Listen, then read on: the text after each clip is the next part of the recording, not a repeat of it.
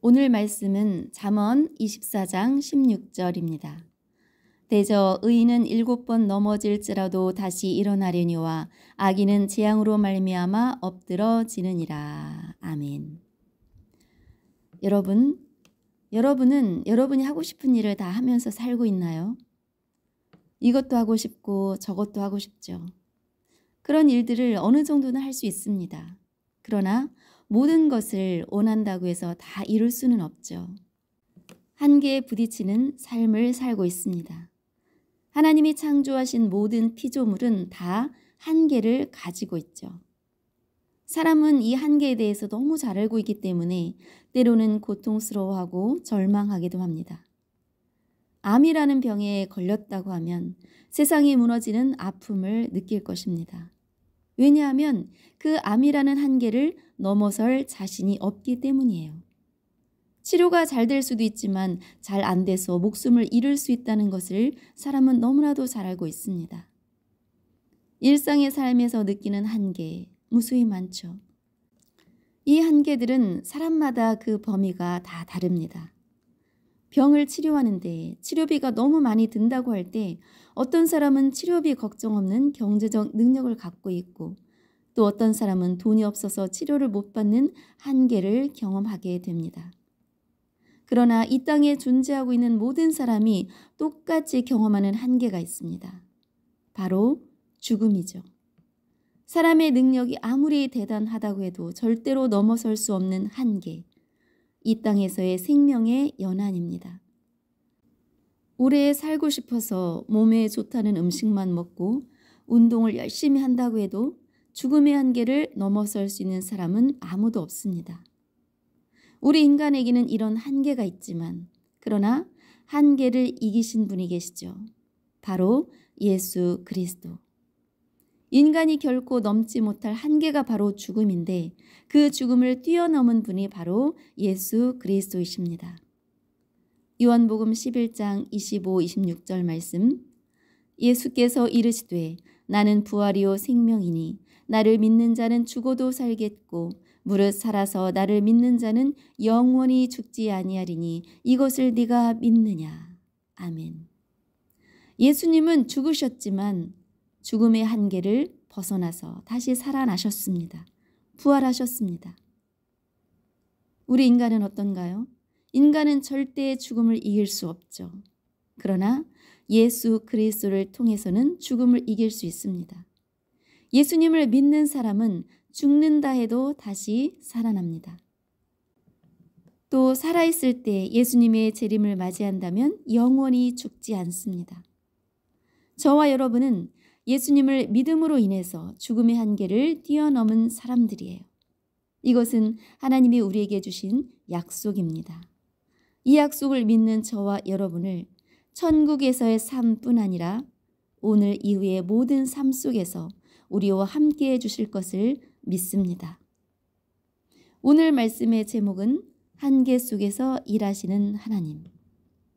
우리가 일상에서 만나는 한계를 어떻게 대할 것인가, 어떤 태도를 가져야 하는가, 오늘 말씀을 들으면서 생각해보고 결단하는 시간이 되기를 간절히 원합니다. 우리 신앙인이 한계에 부딪혔을 때 생각해야 할 것이 있는데 바로 믿음입니다. 한계와 믿음, 믿음과 한계, 늘 한 세트라고 보면 좋을 것 같아요. 오늘 본문 말씀에 보면 대저 의인은 7번 넘어질지라도 다시 일어나려니와 악인은 재앙으로 말미암아 엎드러지느니라. 아멘. 두 형태가 나타나죠. 의인과 악인. 이 둘은 전혀 다른 결과를 냅니다. 의인은 7번 넘어져도 일어나죠. 그러나 악인은 영원히 일어나지 못합니다. 왜 그럴까요? 의인에게는 믿음이라는 게 있습니다. 하나님이 나를 도와주실 거야. 하나님이 나와 함께 하실 거야. 이런 믿음이 있죠. 그 믿음으로 넘어져도 일어나고 또 넘어져도 일어납니다. 그러나 악인은 의지할 데가 없습니다. 그 누구도 도와줄 수가 없습니다. 그래서 결국 넘어지고 말죠. 자기 의지로 일어나고 또 넘어지고 일어난다고 해도 결국은 엎어지고 마는 것이 악인의 결말입니다. 하지만 의인은 믿음을 가지고 일어나죠. 일어나서 또 넘어질 수 있습니다. 그러나 또 믿음으로 일어납니다. 그때 하나님은 피할 길을 주시고 보호해 주시는 줄 믿습니다. 믿음의 의지에서 살아가는 것, 이것이 바로 우리 신앙인의 삶입니다. 우리 이런 경험을 많이 해보죠. 중요한 것을 집 어딘가에 잘 두고 나중에 찾을 때 못 찾을 때가 있습니다. 어디에 분명히 두기는 두었는데 찾으려고 하니까 못 찾겠는 거예요. 그렇다고 포기합니까? 아니에요. 절대 포기하지 않습니다. 왜냐하면 자기가 어딘가에 두었거든요. 확신이 있거든요. 확신이 있으면 찾을 때까지 찾습니다. 찾다가 없다고 포기하는 것이 아니라 끝까지 찾습니다. 믿음이 있기 때문이죠. 절대로 포기하지 않죠. 하나님에 대한 믿음의 확신이 있다면 한계에 부딪혔을 때 절망하거나 넘어지지 않습니다. 한계는 그냥 한계인 거예요. 고린도후서 5장 7절의 말씀, 이는 우리가 믿음으로 행하고 보는 것으로 행하지 아니함이로라. 아멘. 나타나는 현상을 보고 그 보이는 것으로 판단해서 결론을 내는 것이 아니라 보이지 않는 것을 믿음을 가지고 행하는 것입니다. 시편 118편 8절 9절 말씀, 여호와께 피하는 것이 사람을 신뢰하는 것보다 나으며 여호와께 피하는 것이 고관들을 신뢰하는 것보다 낫도다. 아멘. 사람에게 피하는 게 아니라는 거죠. 사람은 순간이고 하나님은 영원하십니다. 영원한 것은 하나님에 대한 믿음이에요. 그러므로 우리는 영원하신 하나님, 영원하신 예수 그리스도를 바라보아야 합니다. 히브리서 12장 2절, 믿음의 주여 또 온전하게 하시는 이인 예수를 바라보자. 그는 그 앞에 있는 기쁨을 위하여 십자가를 참으사 부끄러움을 개의치 아니하시더니 하나님 보좌 우편에 앉으셨느니라. 아멘. 예수님은 십자가 죽음을 맞이하면서 얼마나 많은 수모가 예수님 눈앞에 있었습니까? 그러나 예수님은 눈에 보이는 현상에 집중하지 않고 십자가를 참으셨습니다. 왜 그러셨을까요? 그 십자가 뒤에 있는 눈에 보이지 않는 기쁨을 알고 있었기 때문이에요. 십자가의 죽음을 우리를 대신해서 담당해 주셨기 때문에 우리에게 모든 것을 채워주실 수 있었습니다. 십자가의 한계를 넘어서서 더 완전함을 우리에게 주신 분, 그분을 믿는 믿음으로 우리에게 당한 한계를 볼 수 있기를 바랍니다. 한계는 믿음과 함께 다닌다는 것을 늘 생각하고 오늘도 여러분을 위해서 십자가에 못 박혀 죽으신 예수 그리스도를 믿고 나가기를 주님의 이름으로 축복합니다. 사람들이 어떤 일을 하다가 안 될 때가 있습니다. 이렇게 해도 안 되고 저렇게 해도 안 되고 얼마나 절망스럽겠습니까? 그러나 그때 하나님의 역사는 일어나는 줄 믿습니다. 한계는 하나님의 능력의 시작입니다. 고린도전서 2장 5절, 너희 믿음이 사람의 지혜에 있지 아니하고 다만 하나님의 능력에 있게 하려 하였노라. 아멘. 하나님의 능력에 있게 하려 하였다. 사람의 지혜로 무언가를 했다면 믿음이라고 말할 수가 없죠. 한계에 부딪혔을 때 믿음을 통해서 하나님의 능력을 체험하고 누릴 수 있다는 것을 말씀해 주고 있습니다. 하나님은 이것을 예비해 놓으셨고 우리에게 누리라고 하는 거예요. 누리라고 주셨는데 누리는 사람이 있고 누리지 못하는 사람이 있습니다. 우리는 누리는 사람이 됩시다. 하나님이 우리에게 무한하게 주셨으니까 그 하나님께서 주신 능력을 한계 앞에서 누리시기를 주님의 이름으로 축복합니다. 이스라엘 사람들이 가나안 땅에 들어가기 전에 정탐꾼 12명을 보냈죠. 그중 10명은 땅을 다 돌아보고 와서 이렇게 말합니다. 그 땅이 과연 좋더라. 그런데 그곳 사람들은 거인이고 우리는 거기에 비하면 메뚜기 같아서 그들에게 죽임을 당할 것이다. 그러니 못 간다. 그러나 두 사람 여호수아와 갈렙은 똑같이 가나안 땅을 돌아보고 왔는데 그들과 다르게 말합니다. 민수기 14장 7절 8절, 이스라엘 자손의 온 회중에게 말하여 이르되 우리가 두루 다니며 정탐한 땅은 심히 아름다운 땅이라. 여호와께서 우리를 기뻐하시면 우리를 그 땅으로 인도하여 들이시고 그 땅을 우리에게 주시리라. 이는 과연 젖과 꿀이 흐르는 땅이니라. 아멘.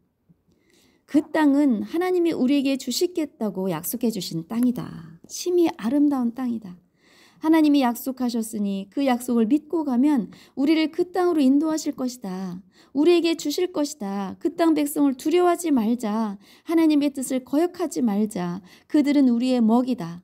하나님이 약속하셨고 그 약속을 이루시기 위해서 우리와 함께할 것이니 두려워하지 말자. 이렇게 두 사람은 말합니다. 똑같은 땅을 가서 보고 왔습니다. 그러나 10명의 말과 2명의 말이 정반대입니다. 상황은 똑같이 보았습니다. 상황은 똑같습니다. 그런데 이것을 어떻게 받아들이냐에 대한 것은 극과 극인 거예요. 10명은 자신들의 한계에 붙잡혀서 말을 하고 있고 2명은 사람의 한계를 말하는 것이 아니라 하나님의 약속을 믿고 하나님이 이루실 일을 기대하며 믿음의 말을 하고 있습니다. 여호수아와 갈렙은 환경을 보고 판단한 것이 아니라 그 환경 너머에 있는 하나님의 약속을 보았습니다. 그 약속을 믿는 믿음이 있었던 거예요. 약속을 붙들고 가는 것입니다. 10명의 정탐꾼의 말을 들은 백성들은 두려움에 밤새도록 통곡하며 울었습니다. 모세와 아론을 원망하고 돌로 쳐서 죽이려고 했죠. 그때 하나님이 말씀하십니다. 민수기 14장 11절 여호와께서 모세에게 이르시되 이 백성이 어느 때까지 나를 멸시하겠느냐. 내가 그들 중에 많은 이적을 행하였으나 어느 때까지 나를 믿지 않겠느냐. 왜 안 믿느냐. 지금까지 그렇게 많은 이적을 보여줬는데 아직도 믿음이 없느냐. 하나님은 믿음이 없는 것에 대해서 말씀하고 있습니다. 하나님은 누구를 통해서 일하실까요? 믿음의 사람을 통해서 일하십니다. 하나님의 약속을 믿고 아멘하며 순종하는 사람을 통해서 역사하십니다. 여러분의 삶 속에 하나님의 이런 능력이 있기를 주님의 이름으로 축복합니다. 한계는 믿는 우리들에게 왜 존재하겠습니까? 하나님의 은혜를 증거하기 위해서 존재합니다. 내가 할 수 없어서 포기한 것을 하나님께서 정복해 주시면 나 자신이 바로 한계의 증거가 되는 거죠. 우리는 죽음을 이기지 못하는 한계의 사람들이라고 앞에서 이야기했습니다. 죄로 인해 죽는 것이 너무 당연하고 마땅한데 지금 하나님의 은혜로 살고 있죠. 죽어도 살겠고 무릇 살아서 믿는 자는 영원히 죽지 않는다. 죽어야 하는데 죽지 않는 나 자신이 바로 한계의 증거입니다. 저와 여러분은 그래서 소중한 사람들이죠. 하나님은 저와 여러분이 이 땅에서 어떻게 살아가기를 원하실까요? 하나님의 증거가 되기를 원하십니다. 마태복음 21장 22절 너희가 기도할 때 무엇이든지 믿고 구하는 것은 다 받으리라 하시니라. 우리는 늘 부족합니다. 또 날마다 연약합니다. 그러나 하나님께서 나를 통해 하나님의 증거가 되기 위해서 우리에게 성령을 주셨고 또 어려운 환경 속에서 하나님을 나타내게 하시는 것입니다. 마가복음 11장 22절에서 24절까지의 말씀에 보면 예수께서 그들에게 대답하여 이르시되 하나님을 믿으라. 내가 진실로 너에게 이르노니 누구든지 이 산더러 들리어 바다에 던져지라 하며 그 말하는 것이 이루어질 줄 믿고 마음에 의심하지 아니하면 그대로 되리라. 그러므로 내가 너에게 말하노니 무엇이든지 구하는 것은 받은 줄로 믿으라. 그리하면 너희에게 그대로 되리라. 아멘. 무엇이든지 믿고 구하는 것은 다 받은 줄로 믿으라는 거죠. 그럴 때 역사가 일어난다고 하나님은 말씀하고 있습니다. 그러나 우리가 기도할 때 분별해야 되는 것이 있죠. 나의 욕심을 따라 하는 것이 아니라 하나님의 뜻을 따라 하나님의 뜻에 맞는 합당한 기도여야 합니다.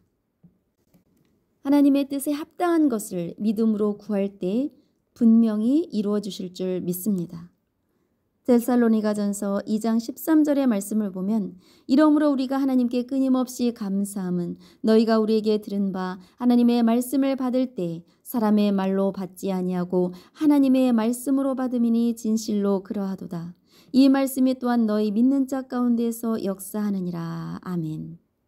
믿음으로 말씀을 받아들이면 능력이 나타납니다.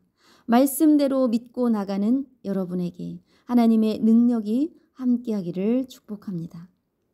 사무엘하 22장 31절 하나님의 도는 완전하고 여호와의 말씀은 진실하니 그는 자기에게 피하는 모든 자에게 방패시로다. 아멘. 방패라는 말은 우리가 떠올려 보면 수동적으로 또는 소극적으로 생각을 하게 됩니다. 방패라는 말은 단순한 수동적인 의미가 아니라 내가 하나님의 일을 하려고 해요. 그럴 때 방해가 있을 수 있죠. 때로는 내가 가장 믿었던 사람을 통해서 또 사랑하는 가족들을 통해서도 방해가 일어날 수 있습니다. 또한 나 자신이 스스로 그것을 그만두게 되는 경우도 있죠. 어떠한 공격이 있을지라도 하나님께서 막아주실 것을 믿고 내가 하던 일을 계속해 나가는 것. 이렇게 할 때 하나님께서는 우리에게 방패가 되어주십니다. 그냥 가만히 앉아서 아무것도 안 하는 사람에게 방패가 되어주시는 것이 아니라 우리가 하나님의 일을 행할 때, 하나님의 뜻을 따라 살아갈 때 그때 우리에게 방패가 되어주신다라는 말씀입니다. 사랑하는 여러분, 이러한 방패가 여러분의 삶 속에 증거가 되기를 간절히 소원합니다. 창세기 50장 20절의 말씀, 당신들은 나를 해하려 하였으나 하나님은 그것을 선으로 바꾸사 오늘과 같이 많은 백성의 생명을 구원하게 하시려 하셨나니. 아멘. 요셉의 이야기죠. 요셉의 형들은 요셉을 너무 미워해서 노예상에게 팔아버립니다. 요셉의 형들은 한계를 이기지 못했죠. 그러나 요셉은 어떻습니까? 자기를 팔았던 형들을 한계를 초월해서 그 형들의 미움, 시기, 질투라는 그 한계를 본 게 아니라 한계 너머에 하나님의 뜻을 보았던 것입니다. 그래서 이런 고백을 할 수 있었던 거죠. 당신들은 나를 해하려 하였으나 하나님은 그것을 선으로 바꾸사 오늘과 같이 많은 백성의 생명을 구원하게 하시려 하셨나니. 아멘. 여러분의 한계는 무엇입니까? 가장 큰 한계가 바로 상대적인 환경이죠. 다른 사람들의 삶과 비교를 하는 거예요. 나는 저 사람만 못하게 사네. 한계를 내 스스로 만들어 놓는 거죠. 나는 이만큼만 할 거야. 나는 저만큼만 할 거야. 이런 한계를 또한 자신 스스로 만듭니다. 나는 이러저러해서 안 돼. 하다가 안 되면 어떻게 하지? 이런 한계를 우리는 만들어 놓습니다. 하나님은 내일 일을 걱정하지 말라고 말씀하셨습니다. 한계점을 두지 말라고. 내일 일은 내일이 염려할 것이다. 그러니 우리는 오늘 할 일을 충실히 행해야 될 것입니다. 충실하게 하나님의 말씀을 믿음으로 행하는 사람이 한계를 이겨낸 능력을 가진 사람입니다. 내일 한계가 올지라도 오늘 내가 할 수 있는 일을 하는 저와 여러분이 되기를 간절히 원합니다. 오늘 내게 주어진 자리에서 하나님 앞에 믿음으로 그 능력을 누리며 은혜의 증거가 되는 여러분이 되기를 주님의 이름으로 축복합니다.